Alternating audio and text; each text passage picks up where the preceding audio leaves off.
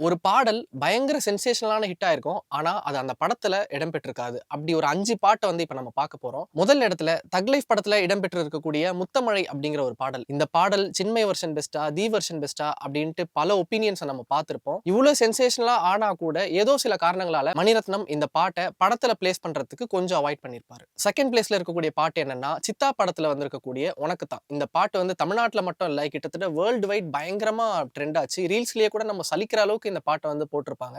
ஆனா, இந்த பாட்டு வந்து படத்துல தான் பிளேஸ் ஆகணும்ங்கிறதுக்காக இந்த பாட்டு கம்போஸ் பண்ணப்படல.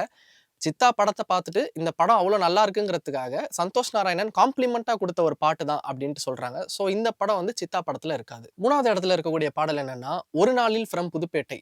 புதுப்பேட்டை படத்துக்காக கம்போஸ் பண்ண பாட்டு ஒரு நாளில். ஆனா ஏதோ சில காரணங்களுக்காக அந்த பாட்டு படத்துல இருந்து தவிர்க்கப்பட்டிருக்கும். அந்த பாட்டு படத்துல இடம் பெறலனா கூட ரசிகர்கள் அந்த பாட்ட Spotifyலயும், மியூசிக் பிளாட்ஃபார்ம்ஸ்லயும் கேட்டு பயங்கரமா வைப் பண்ணிட்டு இருப்பாங்க.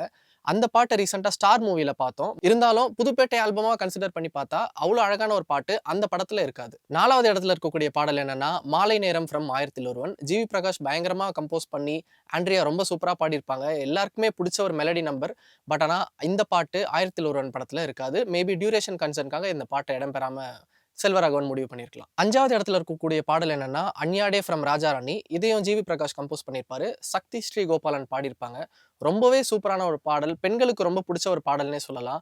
இவ்ளோ அழகான ஒரு பாட்ட நீங்க ஏன் படத்துல பிளேஸ் பண்ணல அப்டின்ட்டு அட்லி கிட்ட ஒரு இன்டர்வியூல கேட்டப்போ, அவர் என்ன சொல்லியிருப்பாருன்னா, ஆல்ரெடி ஃபிலிமோட டியூரேஷன் ஒரு 2.25 மணி நேரம் இருக்கு. நாங்க மறுபடியும் இந்த பாட்ட ஒரு 5 நிமிஷம் எக்ஸ்டெண்ட் பண்ணி ஃபிலிம் டியூரேஷன எக்ஸ்டெண்ட் பண்ண வேண்டாம் அப்டின்ட்டு சொல்லியிருப்பாரு. அதனால இவ்ளோ அழகான ஒரு பாடல் அந்த படத்துல வந்து மிஸ் ஆயிருக்கும். இந்த மாதிரி வேற என்னென்ன பாடல், அதாவது ரொம்ப அழகான பாடல் ஆனா ஃபிலிம்ல இந்த பாட்டு வந்திருக்காது அப்டின்னு நீங்க நினைக்கிறீங்களோ கமெண்ட்ஸ்ல சொல்லுங்க. Periyar Maniamma Institute of Science and Technology, Tanjavur, AAA with specialization in electric vehicles and energy engineering.